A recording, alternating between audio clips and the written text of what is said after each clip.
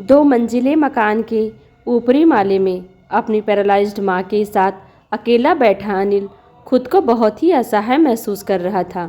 माँ सो रही थी, कमरा बिखरा पड़ा हुआ था। उसे अपनी तबीयत भी ठीक नहीं लग रही थी। सुबह के 11 बज चुके थे। पेट में अन्न का एक भी दाना नहीं गया था। ऐसे में उठकर नाश्ता बनाना आसान नहीं था। वैसे पिछले कई दिनों से नाश्ते के नाम पर वह ब्रेड बटर और दूध ले रहा था। किसी तरह फ्रेश होकर किचन में घुसा। दूध और ब्रेड खत्म हो चुके थे। घर में कोई ऐसा नहीं था जिसे भेजकर दूध मंगाया जा सके। खुद ही घिसटता हुआ किराने की शॉप पर पहुंचा। दूध, मैगी और ब्रेड के पैकेट खरीदकर घर आ गया। अपनी पत्नी संजना के जाने के बाद वह यही सब खाकर जिंदगी बसर कर रहा था। घर आकर जल्दी से उसने दूध उबालने को रखा और ब्रेड सेकने लगा। तभी माँ ने आवाज़ लगाई, बेटा जल्दी आ, मुझे टॉयलेट लगी है। अनिल ने ब्रेड वाली गैस बंद की और दूध वाली गैस थोड़ी हल्की करके माँ के कमरे की तरफ भागा। तब तक माँ सब कुछ बिस्तर पर ही कर चुकी थी। उनसे कुछ भी रोका नहीं जाता।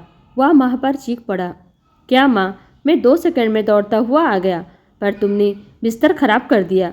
अब यह सब बैठकर मुझे ही धोना पड़ेगा। काम वाली भी तो नहीं आ रही है ना। माँ सकपका गई। दुखी नज़रों से उसे देखते हुए बोली, बेटा माफ़ कर देना, पता नहीं कैसी हालत हो गई है मेरी, कितनी तकलीफ़ देती हूँ तुझे, मैं मर क्यों नहीं जाती। कहते हुए वह रोने लगी थी। ऐसा मत कह माँ। अनिल ने माँ का हाथ पकड़ लिया।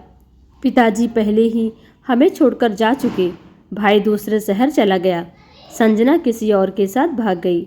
अब मेरा है ही कौन तेरे सिवा। तू भी चली जाएगी तो पूरी तरह अकेला हो जाऊंगा। अनिल की भी आंखें भर आई थी। उसे संजना की याद तड़पाने लगी थी। संजना थी तो सब कुछ कितनी सहजता से संभाले रखती थी।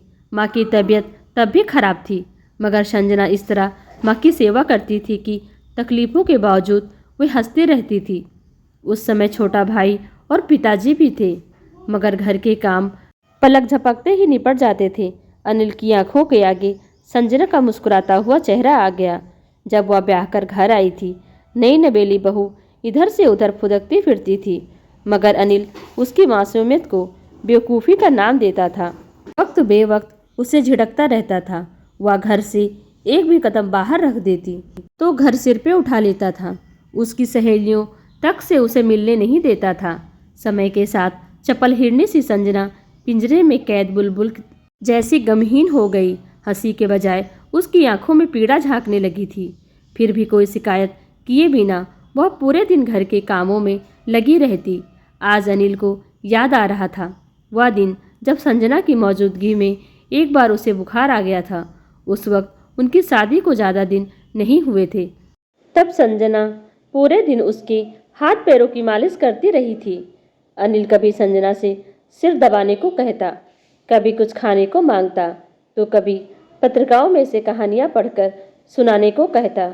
हर समय संजना को अपनी सेवा में लगाए रखता। एक दिन उसके मन की थाह लेने के लिए अनिल ने पूछा था, मेरी बीमारी में तुम मुझसे परेशान तो नहीं हो गई? ज़्यादा काम तो नहीं करा रहा हूँ मैं? संजना ने कुछ नहीं कहा, केवल मुस्कुरा भर दिया। तो अनिल ने उसे तुलसीदास का दोहा सुनाते हुए कहा था, धीरज धर्म मित्र अरु नारी, आपदा काल परखिए चारी। जानती हो इसका मतलब क्या है? नहीं तो आप बताइए क्या मतलब है? संजना ने गोल गोल आंखें नचाते हुए पूछा। तो अनिल ने समझाया, इसका मतलब है खराब समय में ही धीरज, धर्म मित्र और औरत की परीक्षा होती है। बुरे समय में पत्नी आपका साथ देती है या नहीं, यह देखना जरूरी है। इससे पत्नी की परीक्षा होती है। संजना के बारे में सोचते सोचते काफ़ी समय तक अनिल यूं ही बैठा रहा।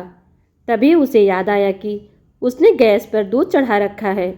वह दौड़ता हुआ किचन में घुसा तो देखा आधा से ज़्यादा दूध जमीन पर बह गया है और बाकी जल चुका है। भगोना भी काला हो गया है। अनिल सिर पकड़ कर बैठ गया। किचन की सफाई का काम बढ़ गया था। दूध भी फिर से लाना होगा। उधर माँ के बिस्तर की सफाई भी करनी थी। सब काम निपटाते निपटाते दोपहर के 2 बज गए।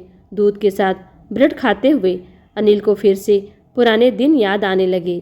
संजना को उसके लिए पिताजी ने पसंद किया था। वह खूबसूरत, पढ़ी लिखी और सुशील लड़की थी, जबकि अनिल कपड़ों का थोक बिक्रेता था। घर में रुपए पैसों की कमी नहीं थी, फिर भी संजना जॉब करना चाहती थी। वह इस बहाने खुली हवा में सांस लेना चाहती थी, मगर अनिल ने उसकी यह गुजारिश सिरे से नकार दी थी। अनिल को डर लगने लगा था कि कमला यदि बाहर जाएगी या अपनी सहेलियों से मिलेगी तो वे उसे भड़काएगी। यही सोचकर उसने संजना को जॉब करने या सहेलियों से मिलने पर पाबंदी लगा दी। एक दिन वह दुकान से जल्दी घर लौट आया था। उसने देखा कि कपड़े प्रेस करते करते संजना अपनी किसी सहेली से बातें कर रही है। अनिल दबे पांव कमरे में दाखिल हुआ और बिस्तर पर बैठ गया। चुपके से संजना की बातें सुनने लगा। वह अपनी सहेली से कह रही थी, मीना, सच कहूँ तो कभी कभी दिल करता है इनको छोड़कर कहीं दूर चली जाऊं। कभी कभी बहुत परेशान करते हैं, मगर उस वक्त सुनैना दीदी का ख्याल आ जाता है। वह कितनी सुंदर हैं, पर विधवा होने की वजह से उनकी कहीं शादी नहीं हो पाई। कितनी बेबस हैं और अकेली रह गई हैं। एक औरत के लिए दूसरी शादी कर पाना आसान नहीं होता। कभी मन गवा नहीं देता तो कभी समाज। एक बात कहूँ मीना, संजना की बात पूरी भी नहीं हुई थी कि अनिल चीख पड़ा, संजना फ़ोन रखो, मैं कहता हूँ फ़ोन रखो। डरकर संजना ने फ़ोन रख दिया। अनिल ने खींचकर उसे एक झापड़ रसीद दिया। संजना बिस्तर पर बैठकर सुबकने लगी। अनिल ने उसके कानों में तुलसीदास का दोहा बुदबुदाया, ढोल गवार शूद्र पशु नारी, ये सब ताड़ना के अधिकारी। संजना ने सवालिया नज़रों से अनिल की ओर देखा तो अनिल फिर चीखा, जानती है इस दोहे का मतलब क्या है? नहीं जानती ना? इसका मतलब है कि औरतों को अकल सिखाने के लिए उन्हें पीटना जरूरी होता है। वे ताड़ना की अधिकारी होती हैं और मैं तेरी जैसी औरतों को पीटना अच्छी तरह जानता हूँ। पति की बुराई मोहल्ले भर में करती फिरती हो, सहेलियों के आगे बुराइयों का पोथा खोल रखा है। छोड़कर जाएगी मुझे? क्या कमी रखी है मैंने? जाहिल औरत, बता क्या कमी है? कहते हुए अनिल ने गर्म प्रेस उसकी हथेली पर रख दी। अंजना जोर से चीख उठी। बगल के कमरे से पिताजी दौड़े आए। बस कर अनिल, क्या कर रहा है तू? चल, तेरी माँ दवा मांग रही है। पिताजी अनिल को खींचते हुए ले गए। फिर संजना देर तक नल के नीचे बहते पानी में हाथ रखे रोती रही। उस दिन संजना के अंदर कुछ टूट गया था। यह चोट फिर कभी ठीक नहीं हुई। उस दिन के बाद संजना ने अपनी सहेलियों से भी बातें करना छोड़ दिया। हंसना खिलखिलाना सब कुछ छूट गया। वह अनिल के सारे काम करती, मगर बिना एक शब्द मुंह से निकाले। रात में जब अनिल उसे अपनी तरफ खींचता तो उसे महसूस होता जैसे बहुत सारे बिच्छुओं ने एक साथ डंक मार दिया हो, पर वह बेबस थी। उसे कोई रास्ता नहीं आ रहा था कि वह क्या करे। इस जिंदगी के करीब 3 साल बीत गए। उन्हें कोई बच्चा नहीं हुआ था। संजना वैसे भी बच्चे के पक्ष में नहीं थी। उसे लगता था कि इतने घुटन भरे माहौल में वह अपने बच्चे को कौन सी खुशी दे पाएगी। एक दिन वह शाम के समय सब्जी लेने बाजार गई थी। वहीं उसकी मुलाकात अपने सहपाठी नीरज से हुई। वह अपने भाई निलय के साथ सब्जी और फल खरीदने आया था। संजना को देखते ही नीरज ने उसे पुकारा, कैसी हो संजना, पहचाना मुझे? नीरज को देखकर संजना का चेहरा खिल उठा। अरे कैसे नहीं पहचानूंगी, तुम तो कॉलेज के जान थे, पर तुम्हें पहचानना कठिन हो रहा है। कितनी मुरझा गई हो, सब ठीक तो है? चिंता भरे स्वर में नीरज ने पूछा तो संजना ने सब सच बता दिया। ढाढ़स बंधाते हुए नीरज ने संजना का परिचय अपने भाई से कराया। यह मेरा भाई है, यहीं पास में ही रहता है। बीबी से तलाक हो चुका है। बीबी बहुत रूखे स्वभाव की थी, जबकि यह बहुत कोमल हृदय का है। मैं तो जयपुर में रहता हूँ, मगर तुम्हें जब भी कोई समस्या आए तो मेरे भाई से बात कर सकती हो। यह तुम्हारा पूरा ख्याल रखेगा। इस छोटी सी मुलाकात में निलय ने अपना नंबर देते हुए हर मुश्किल घड़ी में साथ निभाने का वादा किया था। संजना को जैसे एक आसरा मिल गया था, वैसे भी निलय उसे जिन निगाहों से देख रहा था वे निगाहें घर आने के बाद भी उसका पीछा करती रही थी। अजीब सी कसस थी उन निगाहों में। संजना चाहकर भी निलय को भूल नहीं पा रही थी। करीब 4-5 दिन बीत गए। हमेशा की तरह संजना अपने घर के कामों में व्यस्त थी कि तभी निलय का फ़ोन आया।